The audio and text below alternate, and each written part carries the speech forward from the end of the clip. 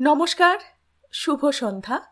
শাশ্বতী সিনহার ছোট্ট আড়ম্বরহীন চ্যানেলে আপনাদের সবাইকে স্বাগত। আপনারা শুনছেন অভিজ্ঞান গাঙ্গুলির ষড়শাস্ত্র। আজ ষোড়শ পর্ব। শুরু করি। ৪৫। গোটা পাটলিপুত্র সম্রাট চন্দ্রগুপ্তর জয়ের উৎসব পালনে ব্যস্ত। সম্রাট পঞ্চনদ জয় করেছেন। এখন আর্যাবর্তর উত্তর পশ্চিমের প্রদেশ মগধ সাম্রাজ্যের অন্তর্গত। কিন্তু ঠিক বিপরীত চিত্র রাজমহলের অন্দরে। চন্দ্রগুপ্তর রাজমহলে গভীর শোকের ছায়া। বহু বছর পর আজ আবার 5 গুরুভ্রাতা একত্রিত হয়েছে একই স্থানে। ঠিক যেমন দেশের উত্তর পশ্চিমের ভার ছিল শশাঙ্কের উপর, একইভাবে তার ছাত্র পুরুষ দত্ত, যার উপর আর্যাবর্তের পূর্ব অংশের দায়িত্ব দিয়েছেন চাণক্য। আর্যাবর্তর মধ্যভাগের দায়িত্ব পালন করে অক্ষয় এবং পশ্চিমের সীমানার দায়িত্বে আছে আদিত্য। রাজধানী পাটলিপুত্র থেকে দেশ পরিচালনা করে চন্দ্রগুপ্ত এবং গোটা আর্যাবর্তে ছড়িয়ে থাকা গুপ্তচর বাহিনীর কেন্দ্রে আছে জীবসিদ্ধি। চাণক্য প্রথম থেকেই জানতেন যে এক সময়ে গোটা আর্যাবর্ত শাসনের ভার আসবে চন্দ্রগুপ্তর উপর। একা একজন রাজা কখনোই পারবে না এই বিশাল দেশের শাসন পরিচালনা করতে, যদি না দেশের বিভিন্ন অংশের দায়িত্ব আলাদা আলাদা করে দেওয়া যায়। এবং সেই দায়িত্ব তারাই পালন করতে পারবে যারা নিজেরাও এক একজন রাজা হওয়ার যোগ্য। তাই একজন নয়, একে একে বিভিন্ন রকমের চারিত্রিক পরীক্ষা করে 6 জন ছাত্র বেছে নিয়েছিলেন চাণক্য তার গুরুকুল থেকে। তাদের একত্রে শিক্ষা ও প্রশিক্ষণ দিয়েছিলেন চাণক্য, যার ফলে এরা প্রত্যেকেই কুশল যোদ্ধা, রাজনীতিজ্ঞ এবং মগধ শাসনের মূল 6টা স্তম্ভ। এই 6 গুরুভ্রাতা ছাত্রাবস্থা থেকেই একে অন্যের সুহৃদের চেয়েও বেশি। তারা বাস্তবেই যেন ভিন্ন মাতার গর্ভে জন্ম নেওয়া 6 ভ্রাতা। কিন্তু সুরক্ষা স্বার্থে চন্দ্রগুপ্ত ভিন্ন বাকি 5 জনের প্রকৃত পরিচয় জনসমক্ষে প্রকাশ করা হয়নি কোনো দিন। সকলের চোখে তারা মগধের প্রতিনিধি মাত্র। কিন্তু চাণক্যই শুধু জানেন যে মৌর্য সাম্রাজ্য আসলে পরিচালনা করছে 6 জন। চন্দ্রগুপ্ত সম্মুখ দিবালোকে দাঁড়িয়ে এবং অন্য 5 জন আধারে দাঁড়িয়ে গোপনে প্রতিদিন দেশকে রক্ষা করে চলেছে। তাই আজকে আবার তারা একত্রিত হয়েছে তাদের ভ্রাতার অন্ত্যেষ্টিতে শেষ বিদায় জানাতে। শশাঙ্কর মৃত্যুতে তারা প্রত্যেকেই শোকাহত, বিশেষ করে জীবসিদ্ধি। কারণ তক্ষশিলা গুরুকুলে শশাঙ্কর সঙ্গেই তার প্রথম সখ্যতা হয়েছিল। চাণক্যর আশ্রমে জীবসিদ্ধিকে প্রথমবার নিয়ে এসেছিল এই শশাঙ্কই। তাই শশাঙ্কর মৃত্যু সবচেয়ে বেশি প্রভাব ফেলেছে সম্ভবত তারই উপর। শশাঙ্কর অস্থিপাত্র ঘিরে বসে আছে চাণক্য ও অন্যরা। কারুরই মুখে কোনো কথা নেই। পুরুষ দত্ত কিছুটা নিজের মনেই বলে উঠল, আমি ভাবতেই পারছি না শশাঙ্ক মৃত। এ কিভাবে হতে পারে? আচার্য, জীবসিদ্ধির মুখে আমি গোটা ঘটনাই শুনেছি। শশাঙ্কর প্রকৃত পরিচয় ওই হত্যাকারী কিভাবে জানল? চন্দ্রগুপ্ত তার কথার রেশ ধরেই বলল, শুধু শশাঙ্ক নয়, ভুলে যেও না জীবসিদ্ধিকেও হত্যা করার চেষ্টা করা হয়েছে ইতিমধ্যে। অর্থাৎ আমাদের সকলের বিষয়েই আমাদের শত্রু জানে। অক্ষয় বলল, কিন্তু তা কি করে সম্ভব? এই গোপন তথ্য আমরা ব্যতীত কেউ জানে না। যদি বা ধরেও নিই যে শকুনি যেহেতু তক্ষশিলায় আচার্য ছিল আমাদের ছাত্রাবস্থায়, সে অনুমান করতে পারে যে আমাদের কয়েকজনের মধ্যে আজও সখ্যতা রয়েছে। কিন্তু বিধরক বিশেষ করে 6 ছাত্রের সংখ্যাটাও উল্লেখ করেছে। এ কথা তার পক্ষে কখনোই জানা সম্ভব নয়। আমাদের অন্দর থেকেই কেউ গোপন তথ্য শকুনিকে জানাচ্ছে, কিন্তু আমরা কয়েকজন বাদে আর কেউ যে জানেই না এই তথ্য। একজন জানে। জীবসিদ্ধির কথায় সকলেই তার দিকে তাকালো। আদিত্য প্রশ্ন করল, কার কথা বলছো তুমি, জীবসিদ্ধি? উত্তর না দিয়ে জীবসিদ্ধি চাণক্যর দিকে চাইল। তার মনের সন্দেহের কথা অনুমান করতে পেরেই চাণক্য বললেন, আমি জানি তুমি কার কথা বলছো। তুমি অমাত্য রাক্ষসের কথা বলছো, তাই তো? তুমি এখনো তাকে সন্দেহ করো যে তিনি আমাদের শত্রুপক্ষ? আমার এ সন্দেহ কি অমূলক, আচার্য? এক সময় সেই কিন্তু ছিল আপনার চরম শত্রু। চাণক্য চন্দ্রগুপ্তর দিকে তাকিয়ে প্রশ্ন করলেন, তোমারও কি একই মত, চন্দ্র? চন্দ্রগুপ্ত দুদিকে মাথা নেড়ে বলল, না, গত 1 বছরে আমার প্রধানমন্ত্রী পদে অমাত্য রাক্ষসকে আমি পর্যবেক্ষণ করেছি। তার প্রতি আমার সন্দেহও ছিল, কিন্তু এখন তা দূর হয়েছে। এর সঠিক কারণ আমি বলতে পারবো না, কিন্তু ধরে নিন এটা আমার একটা অনুভূতি। তাছাড়া দুর্ধরা তার উপর বিশ্বাস রাখে। আদিত্য বলল, রানী দুর্ধরা বালিকাবস্থা থেকে রাক্ষসকে দেখে আসছে, অতএব তার প্রতি তার পক্ষপাতিত্ব থাকবেই। তার মতামত এখানে কুয়াশাচ্ছন্ন হবে। চন্দ্রগুপ্ত বলল, আমার কিন্তু সেই রকম মনে হয় না। তাছাড়া রাক্ষস তো সবেমাত্র 1 বছর হলো আমাদের সঙ্গে আছেন। শকুনি তো তার পূর্বেও আমাদের বিরুদ্ধে ষড়যন্ত্র করেছে। চাণক্য হাত তুলে সকলকে থামতে ইঙ্গিত করলেন। সকলেই আলোচনা থামিয়ে গুরুর মতামত শোনার অপেক্ষায় চুপ করল।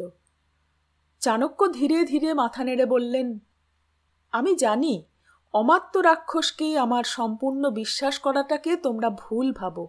তোমরা সন্দেহ করো যে সেই আমাদের শত্রু। কিন্তু তোমরা কেউই একটা গুরুত্বপূর্ণ বিষয় অনুধাবন করতে সক্ষম হচ্ছ না, এবং সেটা হলো মনস্তত্ত্ব। সব কিছুর আড়ালে আমি যে মনস্তত্ত্বের ইঙ্গিত পাচ্ছি তা আমাকে বিচলিত করছে। চাণক্য একটু থেমে বললেন, অমাত্য রাক্ষস ছিলেন আমার রাজনৈতিক প্রতিদ্বন্দ্বী। তাই যদি বা ধরে নিই যে তোমাদের আশঙ্কায় সত্যতা আছে এবং তিনি আমার থেকে প্রতিশোধ নিতে চান, তবে তার প্রতিশোধও হবে রাজনৈতিক। অর্থাৎ তিনি আঘাত করবেন মগধের সিংহাসনে, তার শাসন ব্যবস্থায়।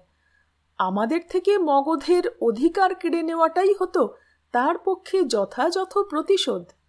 কিন্তু বিধরকের কথাগুলো মনে করে দেখো। শকুনির উদ্দেশ্যের কথা সে আমাদের বলেছে। শকুনি মগধকে শাসন করতে চায় না, সে চায় মগধকে ধ্বংস করতে। অমাত্য রাক্ষস কোনোদিনই এতে লিপ্ত হবেন না। দেশের প্রতি তার প্রেম আমার চেয়ে কোনো অংশে কম নয়। চাণক্যর ললাটে ভ্রুকুটি ফুটে উঠল। কিছুক্ষণ ভেবে বললেন, শকুনির এই প্রতিশোধের পদ্ধতি যেন বড্ড বেশি ব্যক্তিগত। প্রায় 3 বছর পূর্বে যখন পাটলিপুত্রর রাজপ্রাসাদে গান্ধারের দূতকে সে হত্যা করিয়েছিল যাতে অন্য রাজারা আমাদের অবিশ্বাস করে, সেই আঘাত ছিল রাজনৈতিক। কিন্তু 2 বছর পূর্বে সে ব্যবহার করল আমারই প্রাক্তন ছাত্র ইন্দ্রজিৎকে, এবং এইবার আমার প্রতিপক্ষ ছিল আমারই দোষে পরিবার হারানো প্রতিশোধকামী বিধরক। হত্যার চেষ্টা করল আমার ছাত্রদের। 3 বছর পূর্বের ঘটনার সঙ্গে শেষ 2টি ঘটনাকে মেলাতে পারছি না আমি। কিছু যেন বদলে গিয়েছে এর মধ্যে। 2টি সম্পূর্ণ ভিন্ন মনস্তত্ত্ব উঠে আসছে। না না হে জীবসিদ্ধি, শকুনি মগধকে নয়, সরাসরি আমাকে আঘাত করতে চাইছে বারংবার। মগধের পতন তার মূল উদ্দেশ্য হলে আমাকে সর্বপ্রথম হত্যা করার চেষ্টা করত সে। কিন্তু শকুনি আমাকে হত্যা করতে আগ্রহী নয়। সে আমার চোখের সামনে আমার ছাত্র, আমার স্বপ্ন, আমার জীবনের উদ্দেশ্যকে ধ্বংস করতে চাইছে। এ আঘাত বড্ড ব্যক্তিগত। তার আঘাতের লক্ষ্য মগধ নয়, তার লক্ষ্য আমি। জীবসিদ্ধি বলল, আপনি কি ইঙ্গিত করছেন আচার্য? আমি চিন্তিত জীবসিদ্ধি, খুব চিন্তিত। আমি এতদিন যে আত্মপ্রত্যয়ের সঙ্গে শকুনির সঙ্গে বুদ্ধির যুদ্ধ শুরু করেছিলাম, সে আত্মবিশ্বাস আমি এই মুহূর্তে অন্তত রাখতে পারছি না। চন্দ্রগুপ্ত বলে উঠল, এ কথা বলবেন না গুরুদেব। শশাঙ্কর মৃত্যুর প্রতিশোধ আমাদের নিতেই হবে। আপনি পরাজয় স্বীকার করে নিলে আমরা এই যুদ্ধ যে অর্ধেক হেরেই গেলাম আচার্য। চাণক্য আবারও মাথা নেড়ে বললেন, আমি পরাজয় স্বীকার করছি না চন্দ্রগুপ্ত, কিন্তু আমি এই মুহূর্তে অনিশ্চয়তার মধ্যে আছি। আমার কেন জানি না মনে হচ্ছে গোটা বিষয়টা আবার প্রথম থেকে ভেবে দেখার সময় এসেছে। আমাদের প্রাথমিক ধারণার সঙ্গে বাস্তব মিলছে না। আমি হয়তো তোমাদের বোঝাতে পারছি না, কিন্তু এটুকু জেনে রাখো যে কোথাও কিছু একটা গুরুত্বপূর্ণ বিষয় আছে যা এখনো আমাদের দৃষ্টিতে আসেনি। আমার কেন জানি না মনে হচ্ছে গোটা সমস্যার সমাধান সূত্র আমার সম্মুখেই আছে, কিন্তু তা আমি দেখতে পাচ্ছি না। আমার কোথাও একটা মারাত্মক ভুল হয়ে যাচ্ছে। আচ্ছা জীবসিদ্ধি, বিধরকের শেষ কথাগুলো তোমার মনে আছে? সব মনে আছে, কিন্তু আপনি ঠিক কোন কথাটার বিষয়ে বলছেন? সে বলেছিল শকুনি আমাদের ধরাছোঁয়ার ঊর্ধ্বে, সে মৃত। এই কথার কি অর্থ করো তোমরা? আদিত্য বলল, সে নিশ্চিতভাবেই আমাদের বিভ্রান্ত করতে এই কথা বলেছে। চাণক্য কোনো উত্তর দিলেন না, গভীর ভ্রুকুটি তার কপালে। আদিত্য বলল, আমরা মূল আলোচনা থেকে বিক্ষিপ্ত হয়ে গিয়েছি আচার্য। আপনি এবং চন্দ্রগুপ্ত নিশ্চিত যে অমাত্য রাক্ষস এইসবের আড়ালে নেই? চাণক্যর মুখের ভাব পরিবর্তিত হল। স্মিত হেসে বললেন, হ্যাঁ, আমি নিশ্চিত। বিশেষ করে গত কয়েক মাসে তার সাহায্য ছাড়া কখনোই পঞ্চনদ জয় সম্ভব হতো না। তোমরা কেউই গোটা ঘটনা জানো না, তাই তোমাদের মনে অমাত্য কাত্যায়নের প্রতি এখনো প্রশ্ন রয়ে গিয়েছে। তখনই কক্ষের দ্বার খুলে অমাত্য রাক্ষস এবং রানী দুর্ধরা প্রবেশ করলেন। আসতে পারি আচার্য? আসুন অমাত্য, আসুন রানী। আপনাদের সঙ্গে এই তিনজনের পরিচয় করিয়ে দিই।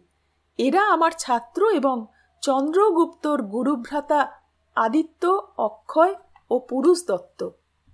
রানী দুর্ধরা বললেন, আপনাদের সঙ্গে আমার সম্মুখে পরিচয় না থাকলেও আমি সম্রাটের মুখে আপনাদের বিষয়ে সবকিছুই শুনেছি। অনুকূল পরিস্থিতিতে আপনাদের সঙ্গে এই সাক্ষাৎ বড়ই হর্ষের হতো, কিন্তু আপনাদের ভ্রাতা শশাঙ্কর মৃত্যুতে আমিও দুঃখিত।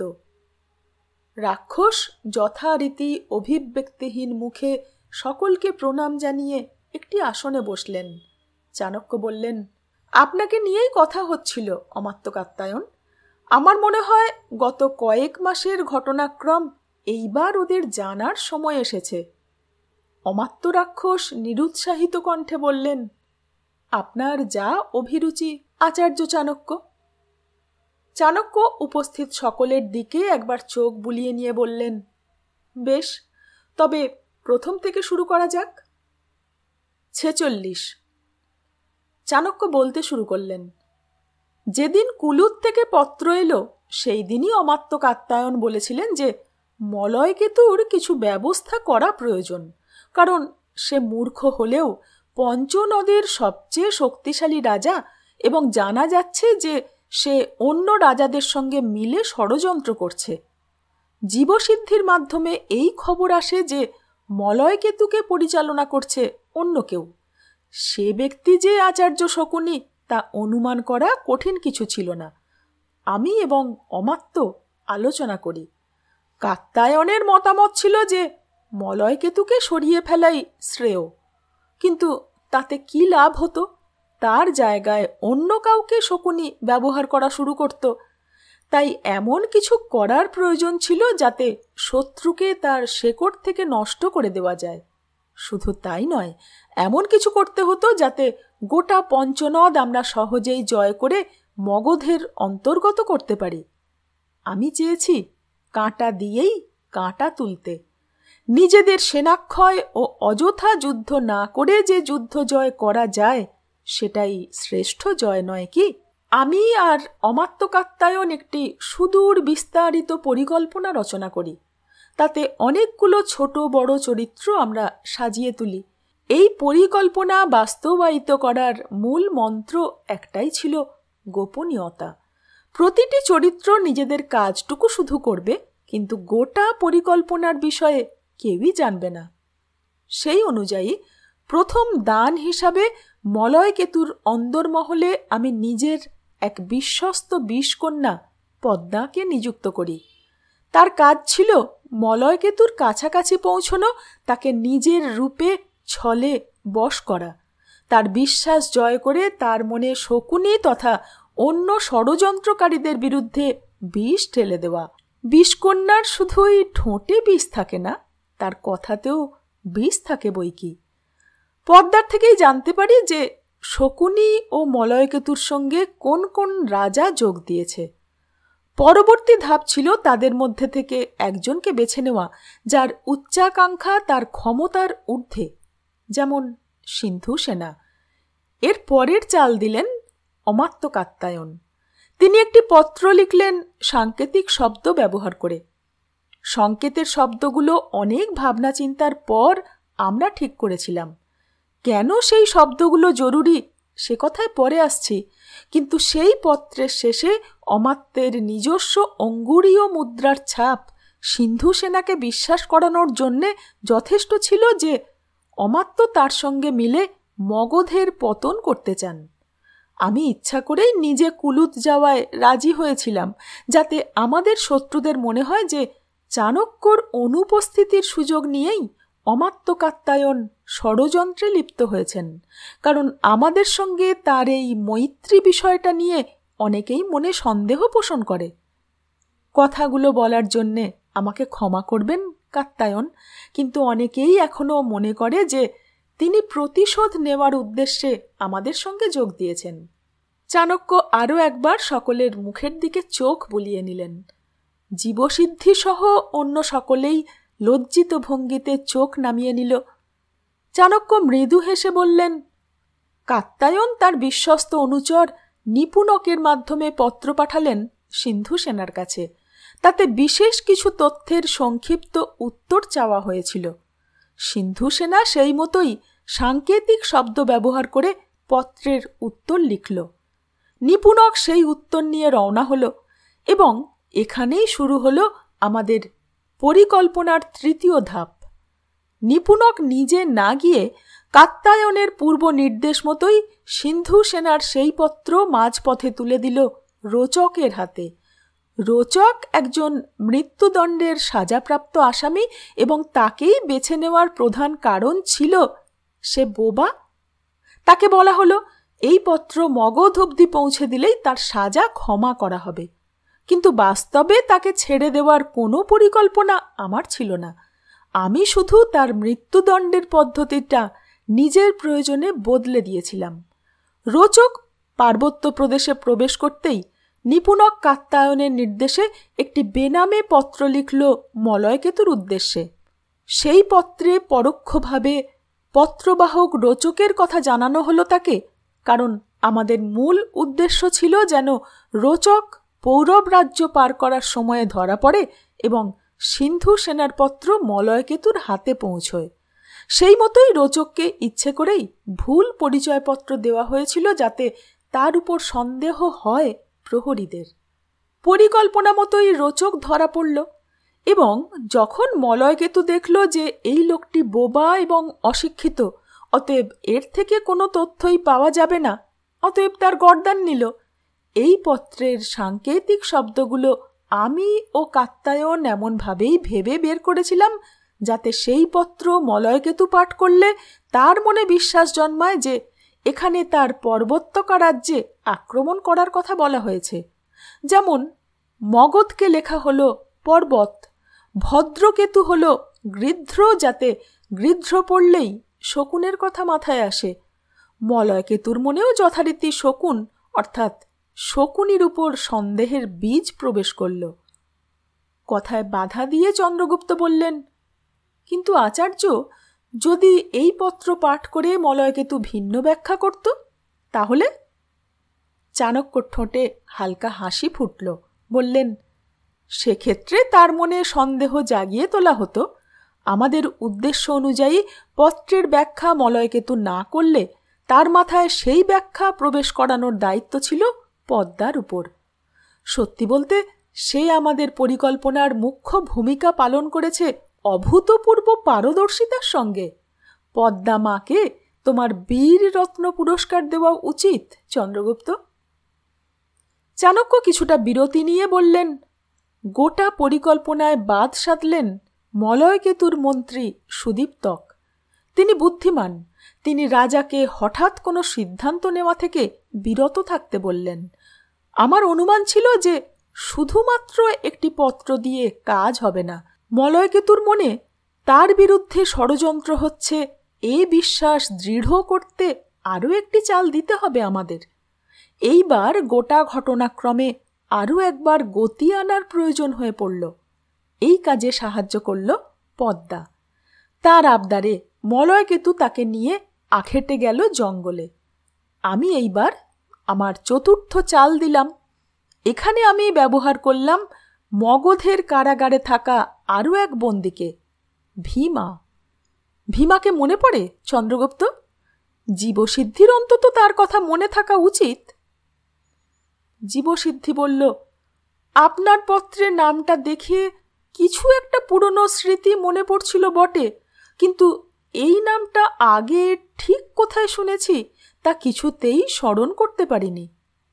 সে কি, পাটলিপুত্রর সেই শৃঙ্খল হত্যাকারীর কথা ভুলে গেলে এই কবছরেই? 3 বছর পূর্বে পাটলিপুত্রর পথে পথে রাত্রে যে উন্মাদ হত্যাকারী পতিতা নারীদের হত্যা করে গোটা নগরে ত্রাস সৃষ্টি করেছিল, সেই ভীমার কথা ভুলে গেলে? চন্দ্রগুপ্ত ও জীবসিদ্ধি চমকে উঠে বলল, ভীমা? হ্যাঁ, সেই। চন্দ্রগুপ্ত বলল, কিন্তু তাকে তো আমি মৃত্যুদণ্ড দিয়েছিলাম তখনই। চাণক্য বললেন, এবং আমি সেই আদেশই পালন করেছি সম্রাট, শুধু 3 বছর বিলম্বে। তুমি তো জানতে জীবসিদ্ধি তার বিষয়ে, মনে পড়ে? জীবসিদ্ধি বলল, হ্যাঁ, আপনি বলেছিলেন যে এই বলশালী উন্মাদ আমাদের অস্ত্র হতে পারে যদি তাকে প্রশিক্ষিত করা যায়। হ্যাঁ, তাকে মানসিকভাবে প্রশিক্ষিত করে আমাদের নির্দেশ মতো কাজ করা এক অস্ত্র বানাতে আমরা সক্ষম হয়েছি গত 3 বছরে। আমার নির্দেশে কাত্যায়ন ভীমাকে পাঠালেন শিকারের পথে জঙ্গলের মাঝে যেন সে মলয়কেতুকে হত্যা করে। কিন্তু এবারও আমাদের উদ্দেশ্য বাস্তবে তাকে হত্যা করা ছিল না, তাই ভীমার বিষয়ে পূর্বেই সতর্ক করে দেওয়া হয় পদ্মাকে। তার কাজ ছিল মলয়কেতুর প্রাণ রক্ষা করা, যাতে মলয়কেতু সম্পূর্ণভাবে পদ্মার উপর বিশ্বাস করতে শুরু করে। এদিকে ভীমাকে নির্দেশ দেওয়া ছিল সে যেন বলে যে সিন্ধু সেনার আদেশে সে মলয়কেতুকে হত্যা করতে এসেছে। পদ্মা এখানেও আরও একবার নিজের পারদর্শিতার পরিচয় দিয়ে আমাদের উদ্দেশ্য সফল করল। মলয়কেতু তার উপর সম্পূর্ণ বিশ্বাস করল এবং তার মনে এইবার নিশ্চিত ধারণা হলো যে সিন্ধু সেনা, শকুনি সহ অন্য রাজারা কাত্যায়নের সঙ্গে মিলে গিয়েছে এবং তারা মলয়কেতুর সঙ্গে বিশ্বাসঘাতকতা করেছে। অনেকক্ষণ কথা বলায় গলা শুকিয়ে যাওয়ায় চাণক্য থামলেন। আদিত্য তার দিকে জল এগিয়ে দিল। তা পান করে তিনি বললেন, ধন্যবাদ আদিত্য। তো এই ছিল আমার আর কাত্যায়নের পরিকল্পনা। পদ্মাই মলয়কেতুর মস্তিষ্কে এই পরিকল্পনা দেয় যে সে যেন শকুনি সহ অন্য রাজাদের জরুরি আলোচনার মিথ্যে অজুহাতে আমন্ত্রণ পাঠায় এবং সেই আলোচনা সভায় তাদের হত্যা করে। মলয়কেতু পদ্মার কথা মতোই কাজ করল, কিন্তু আফসোস এই যে শকুনি পূর্বেই মলয়কেতুর মহলে নিজের চর রেখেছিল, যার ফলে এই পরিকল্পনার কথা সে আগেই জেনে ফেলে এবং সেই সভায় সে আসে না। তাই আমাদের প্রধান শত্রু শকুনি বেঁচে গেল।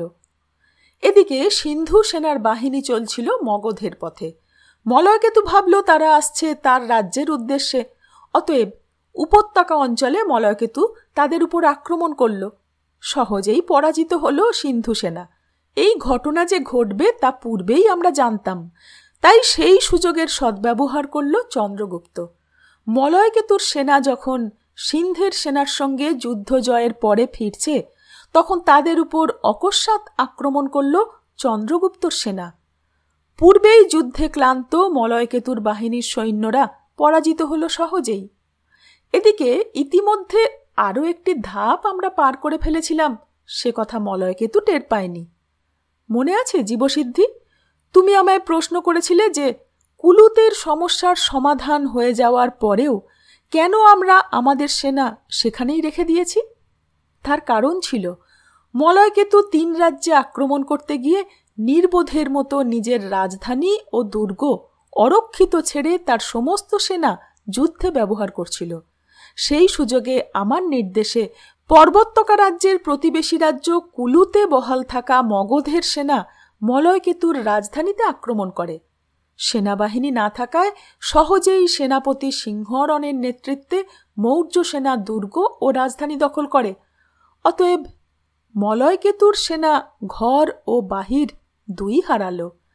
এভাবেই সাম, দাম, দণ্ড, ভেদ নীতি অবলম্বন করে সহজেই আমরা 6 শত্রু রাজ্যকে পরাস্ত করে পঞ্চনদ জয় করলাম। চন্দ্রগুপ্ত প্রশ্ন করল, কিন্তু মলয়কেতুর কি হলো আচার্য? সে তো যুদ্ধক্ষেত্র থেকে পলাতক হয়ে আত্মগোপন করেছে। সেটাও পদ্মার কথাতেই সে করেছিল চন্দ্র। যে কোনো সেনাই অর্ধেক মনোবল হারিয়ে ফেলে যদি তাদের রাজা তাদের পরিত্যাগ করে। বিশেষ করে তাদের সেনাপতি ও প্রধানমন্ত্রী সুদীপ্তক যতক্ষণ আছে ততক্ষণ তারা যুদ্ধ চালিয়ে যেত। আমাদের উদ্দেশ্য ছিল যথাসম্ভব সামান্য যুদ্ধে জয় করা। তাই মলয়কেতু তাদের পরিত্যাগ করায় তাদের মনে যেটুকু প্রতিরোধের ইচ্ছে তাদের হৃদয়ে ছিল তাও শেষ হলো।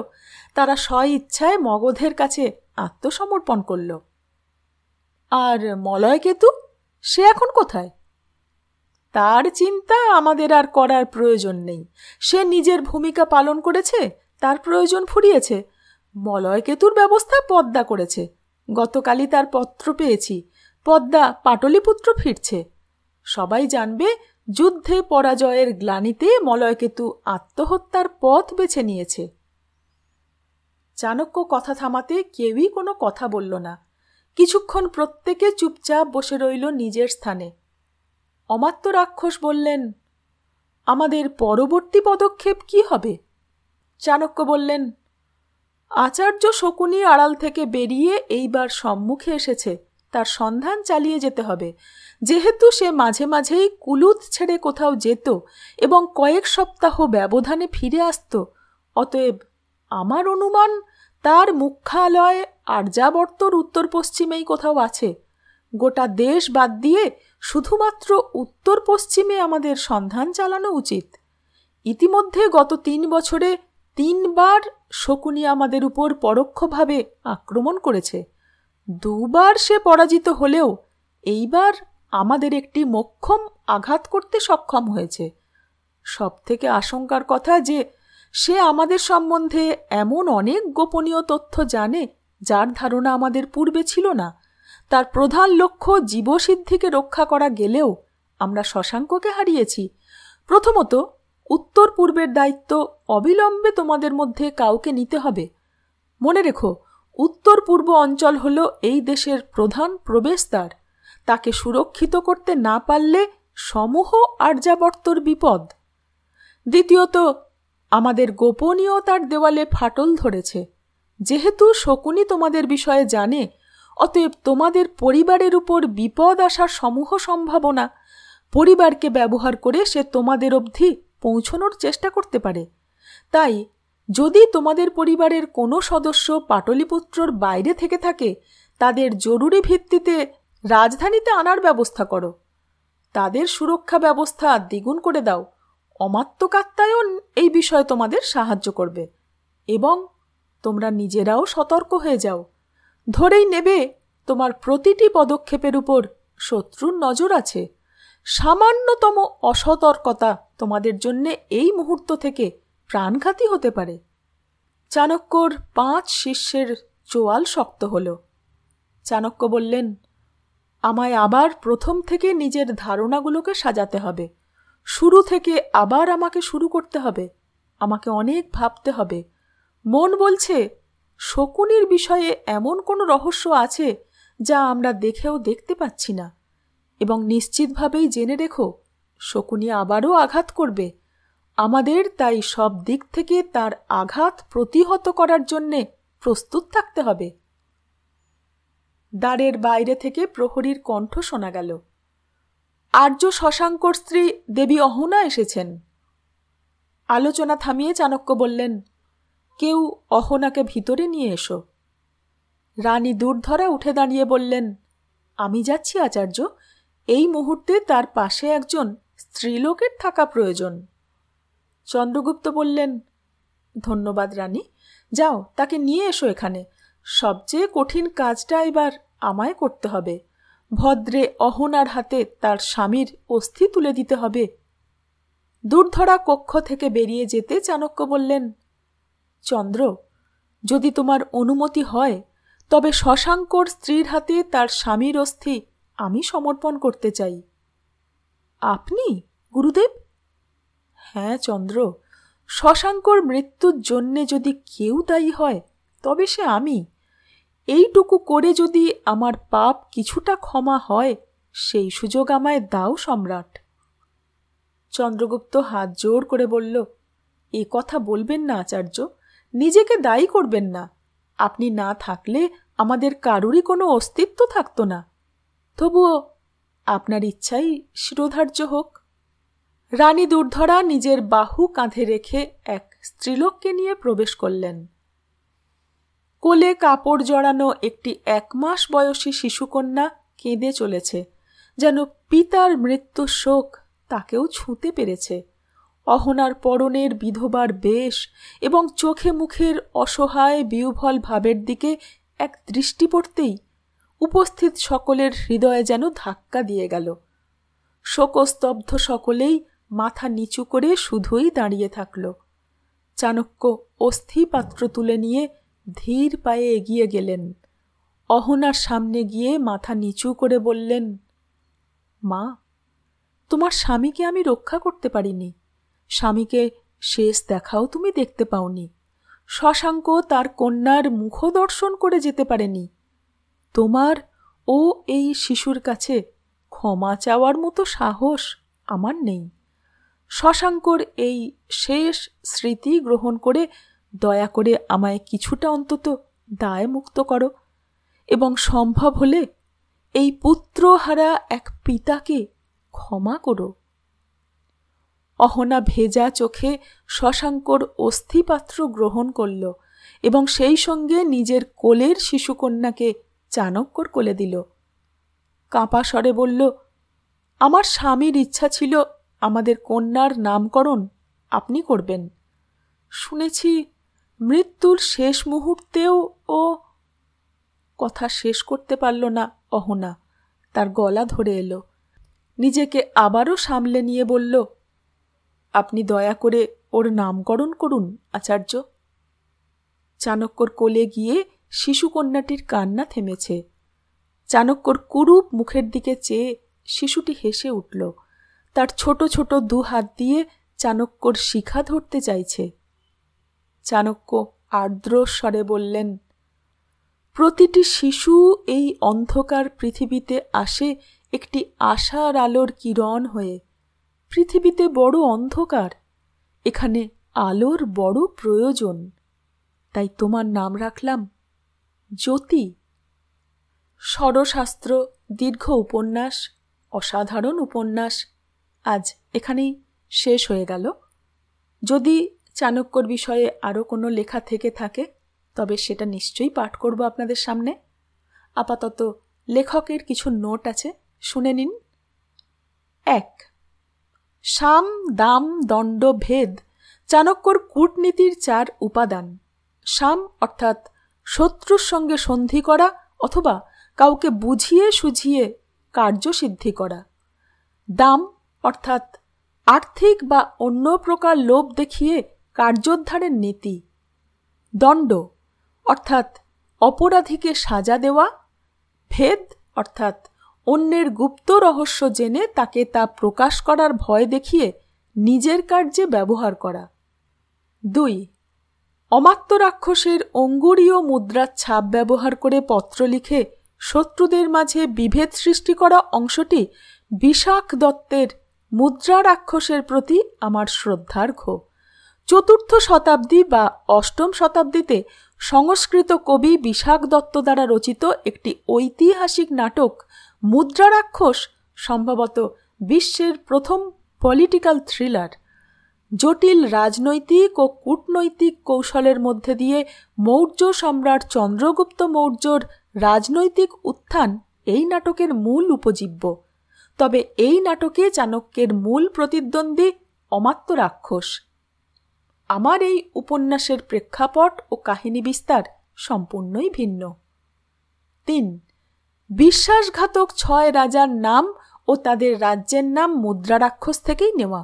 মুদ্রা রাক্ষসে যে 6 বিশ্বাসঘাতক রাজার নাম উল্লিখিত আছে যারা মৌর্যদের বিরুদ্ধে, তারা হলেন পার্বত্য প্রদেশের রাজা মলয়কেতু, মলয়নগরের মহারাজ সিংহনাদ, কাশ্যপনগরের মহারাজা পুষ্করক্ষ, সিন্ধের শাসক সিন্ধুসেনা, সুদূর পারস্যের মহারাজ মেঘনন্দ এবং কুল্লুতের রাজা চিত্রবর্মা।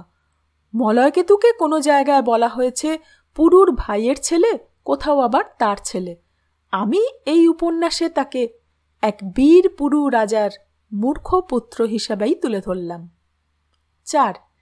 এই উপন্যাসে উল্লিখিত ময়নাতদন্ত সংক্রান্ত যাবতীয় তথ্য বাস্তবে চাণক্যর অর্থশাস্ত্রতে লেখা আছে।